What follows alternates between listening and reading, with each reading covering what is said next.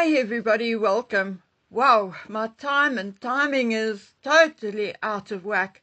Due to the extreme heat in the Karoo, it had been years that I would retreat between, say, 11 in the morning and 3 in the afternoon, usually taking the time to do things indoors. But this year, I find myself being sleepy between that time. I usually try to hang in there because I have so much to do. But friends, I'm not joking. I had twice already dropped my cell phone on my face, my nose to be exact, and that is rather painful. I've also fallen asleep behind the laptop while editing a video, and in my sleep moved everything around, so when I woke up it was a total mess because everything was out of sequence. So now I have given up. I take a 30-minute nap whenever the head starts nodding. So then when I wake up I'm ready to go, sometimes until 2 or 3 in the morning. So yes, that is why you sometimes get a video late at night or early in the morning, depending on where you are, obviously. Anyway, that is of no consequence, so let's move on to today's video. But before I do and before I forget, I just want to say thank you to Janet and Phil for my card. It is lovely and very kind of you. Okay guys, we have not spoken about Archie and Lily in a while, but don't for one moment think we have forgotten about them. You see, we have put out a few feelers, but otherwise my online friends and I have been waiting for some bombshell revelation, which does not seem to be coming. Although I have been told numerous times that it would. Now, once again, let me reiterate what I said numerous times before, but let's do so again for the 6% who still think otherwise. Archie and Lily exist. There are two little children who are known as Archie and Lily. I can personally give you my guarantee and my word that Archie exists. Okay? What I cannot 100% guarantee is that Megan gave birth to him. As a matter of fact, after nearly 7 years, I still believe that she didn't. Something else I want you to know at this point is that Archie's hair is not the shade of Auburnish Megan is trying to make us believe. She does indeed wash his hair with a rinse, or she colors it from time to time. Okay, now Archie was supposed to have gone to school, real school, in August this year. What school? Which school? Where? You see, there's another reason why William and Catherine make it known which school the children are in. In a way, it is to protect other children and the parents from harassment and to take the mystery out of it all. You see, William and Catherine allow a couple of photographers to take photographs on the first day back at school, and then it is over. There's no mystery left, and thus little to no interest. As for safety, there are measures in place, measures put in place before the children even went there for their first day. The thing is that it is virtually impossible to keep it secret as to which school the children attend. Remember, they are not in that school alone. A child or a parent will eventually let it slip. So in the case of all royal children, almost all, the Queen and Margaret had tutors, for instance, but the world basically knew where Charles and Anne and Andrew and William and everybody else went to school or college or university, taking the pressure off the other students and or their parents. And then there's Archie and Lily. Now, strangely, nobody has so far slipped up and accidentally told anyone, not their hairdresser or grocer or father or mother or husband or boyfriend or girlfriend, that Archie goes to school with their kid or their cousin or their little sister or whatever. So you tell me, how is that possible? I honestly have many subscribers. The majority of my subscribers are in the United States, but I have very few informants or sources in the United States. I had one brilliant source, but time has passed since she was in contact with anyone close to the Harkles, so she does not have anything for me anymore. Remember, we spoke about that revolving door of staff. So now, after 4 or 5 years, she does not know anyone in the household anymore. All I get from the United States is the odd piece of news from someone who ran into them for whatever reason, a daughter or a niece or somebody who's a waitress, for example. But, I'm not that removed or that out of the loop that no one would tell me if Archie was at their kid's, say, birthday party or in their child's class or, maybe I've missed it. But regardless of repeated efforts, I promise you, absolutely nothing. There was just one other mention of Archie and school, and that was in the Us magazine when the journalist joined Megan in fetching Archie, and Megan stopped and gave a homeless guy a backpack full of goodies. I mean, talk about staged for the press, but never mind. There would be nothing easier than to offer to pick up a neighbour's child or a friend's son for the day. And when we look at the most recent photograph of the supposed children, where they are helping to pack food, there's absolutely no way one can say whether it is Archie or not behind that huge cap. The hypocrisy comes in that at the same staged event, Lamarckle has no qualms about showing the face of someone else's child, as you can see on the screen. Anyway, the people there must obviously have seen the children she brought, but they would not even know, even if they had fallen over them, whether that was the real Archie or the real Lily. Would they? I cannot tell you by just looking at a child whether it is Archie or not. I personally saw the real Archie only once.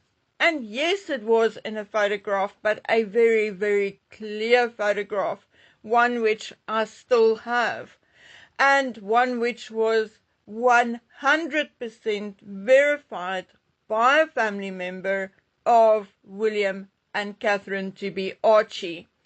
But that was when Archie was about 2, shortly before Lily was born. So would I recognize them now? Highly unlikely. A child, any child, changes quite a bit between 2 and 6. Megan herself is displaying odd behavior when it comes to the children, Archie in particular, along with some photographs also published on Megan's Instagram page. Australian Women's Day quoted Megan saying Archie's hair is exactly the same as Harry's at the same age. No, it is not. But why is she trying so hard to convince the world that it is? Honestly, why? Wouldn't a normal mother want at least one of her children to look like her? Anyway, while we are speculating about Archie, I received a very interesting explanation from a very interesting source. The only unfortunate thing about this merry tale is that I cannot verify the source, and if I was able to do that, I would have been able to tell you how likely it is that the story is true or not. So, unfortunately, because I cannot verify the source, I cannot do that. So that is my warning before I continue with what she told me. Anyway, suffice it to say, the source said she was a relatively good friend of Harry's, PM, which stands for pre-Meghan, but was completely ghosted a couple of months before the wedding. Anyway, for the purpose of this video, let's assume she is who she is. Now, I heard this story before, so I do not know whether it is true or a conspiracy, but according to her, Harry did confess to her that he made a girl pregnant while still in the army and during a trip to the United States. I'm going to assume that it was during the Vegas trip. She says the girl did not at first tell him about it because apparently she was a fairly bright student and she thought that he would think she did it on purpose to catch him. As the pregnancy progressed, her parents warned her that telling him may bring unwanted complications. In the end, the baby was a couple of months old before she told him. Now remember, from my side, it is all allegedly. Allegedly, the baby was a girl and she should be about 12 years old by now. Okay, more than that, I do not know, was not told. I replied to the message or the information, but have not received anything back. But that was not all. According to this woman, Harry and Meghan did not get along too fabulously in the beginning. Initially, they were in awe of each other, but Meghan was demanding from day one, and Harry was not used to it. Harry did what Harry wanted to do, hence why none of his previous relationships actually worked. So they had a fallout shortly before Tom and Skip's wedding, which was in March 2017. So much so that Meghan was not supposed to be there with Harry in Jamaica. But as we know, she arrived there on her own and with a plan to reel him back in, which she did, and this time she wanted the world to bear witness. Hence a scene on a balcony between Harry and Meghan, which was as close to being pornographic as you can get without getting arrested for public indecency. Anyway, allegedly, that basically cemented Harry's fate, and one he did not plan for at all. Because Harry was never really without female company, and during his and Meghan's so-called break, he allegedly had a dilly-dally with someone else, who also did not tell him straight away, and by the time he found out about the overcooked bun in the oven, he had already re-emerged himself into Meghan and had made certain promises to her. So, we know that Harry and Meghan went to Norway early January 2017 and that they spent Valentine's Day together, and according to this particular source, Valentine's Day was the very cause of their argument. So, if she is who she says she is, and if she is telling the truth, then somewhere, sometime between Valentine's Day and Tom Inskip's wedding, old Hapless wormed his way into someone's you-know-what. And 9 months later, thus in more or less November 2017, a baby, another one, was born. And this time a boy. Now my source says, my timeline sounds plausible, but she's not 100% sure about that. Although she knows that Harry found out about it shortly before the engagement, which incidentally was in November 2017, and he did not know what to do. But because an illegitimate birth and child would have been a scandal of note, he decided to go ahead with the engagement. Obviously, by then, he was also very, very entangled in Meghan's web. At first, Harry tried to ignore it, but when a lawyer's letter arrived shortly before the wedding, he had to come clean. According to my source, again, let's assume she's telling the truth. That is exactly why Meghan wanted that pregnancy at all costs and as soon as possible, and also why Lily was cooked or chosen, because Meghan Markle was adamant to have a boy and a girl to, in inverted commas, replace the other boy and girl. My source said she is very sure that Lily does not have a trace of Meghan's DNA, and she heard from a friend, a male friend of Harry's, that Harry sometimes wonder whether Lily is even his. Well, at least genetically.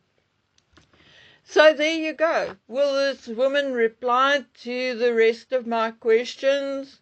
I do not know. But Prince Edward's words, which were meant as a joke, but does not sound like one anymore, namely that if the line of succession depended on legitimacy, it would have been rather short. Oh well, true or not, it makes a good story, and it answers many questions and explains a lot. It is like the Canadian woman who told me that Charles has at least 2 illegitimate children whom she knew about. Oh, the mysteries of the royal family. I often wonder why the curious old scandal monger Andrew Lowney does not go and investigate all that shite. He can contact me. I'll give him some tips as to where he can start looking. Okay, ladies and gentlemen, I'm off. Lots to do today. I still have a lot of work to finish on or before the 21st. You will not believe me. I haven't bought one single gift yet. There's not a single bauble or anything Christmassy up in our home yet. Absolutely nothing. Oh well, it is what it is. I'll be back as soon as possible, and or if something truly interesting pops up in my inbox, okay? Or in my DMs, WhatsApps, email. Take care of yourselves, friends, and stay safe. Bye.